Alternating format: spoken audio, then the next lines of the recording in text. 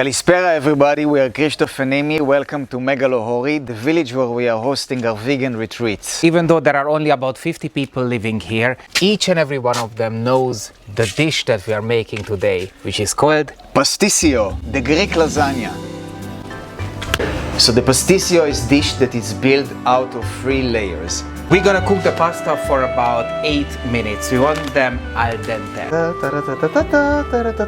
This is very impressive to throw these things in the air. I feel like this one-trick pony who can do one thing. The main ingredient for the second layer, if we are using aubergine, we are chopping it very small.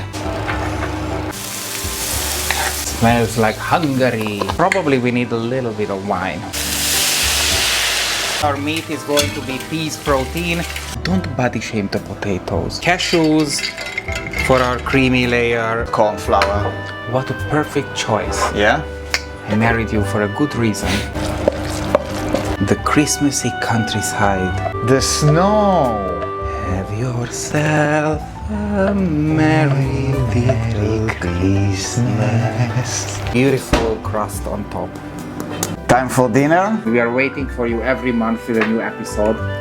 The show is dedicated to this cookbook that we are just about to publish. Let there be light. Amen.